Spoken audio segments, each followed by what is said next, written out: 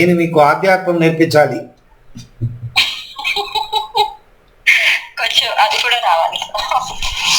అన్ని టచ్ అయి ఉంటేనే ఆధ్యాత్మికంగా కానీ మనం మైండ్ సోల్ ద్వారా ఏదైనా ప్రాక్టీస్ చేసినప్పుడు. ఏం ప్రశ్న అడిగింది మీరు? సుప్రీం కాన్షియస్ అంటే జీవాత్మ పరమాత్మ. పరమాత్మ బయట ఉన్నాడు, జీవాత్మ లోపల ఉంది. పరమాత్మని ఒక బిందు జీవాత్మ, పరమాత్మడే జీవాత్మ. అంటే జీవాత్మ పరమాత్మ లేదు.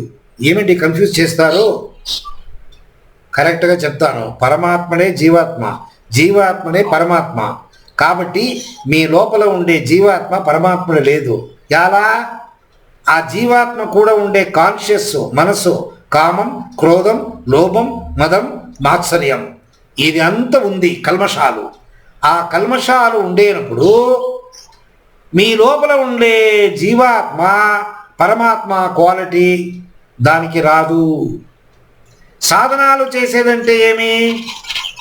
మీ మనసును పవిత్రం చేసేదే సాధన. పవిత్రం చేసిన తర్వాత కామం, క్రోధం, లోభం, మోహం, మదం, మాత్సర్యం అంత బ్యాలెన్స్గా ఉంటుంది.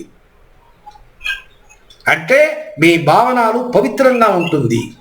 ఏ మనసు పవిత్రంగా ఉంటుంది ఆ మనసులో భగవంతుడు పరిమళంగా ఆయనకు తెలుస్తుంది, వేరే వాళ్ళకు తెలుస్తుంది.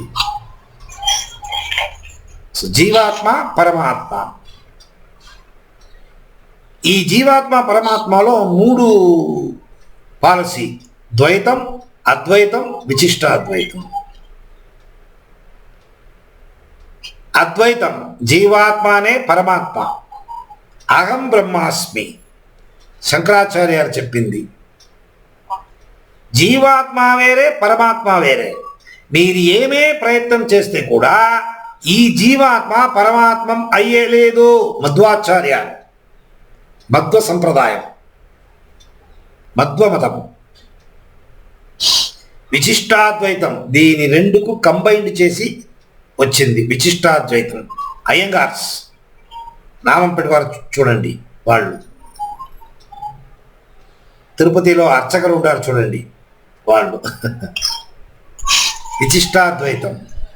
సో ఈ 3లో ఏదే ఒకటి మీరు తీసుకుంటే కూడా భగవంతుడు పాదం మీరు పెట్టుకుంటారు, లేకపోతే మీరే భగవంతుడు అవుతారు.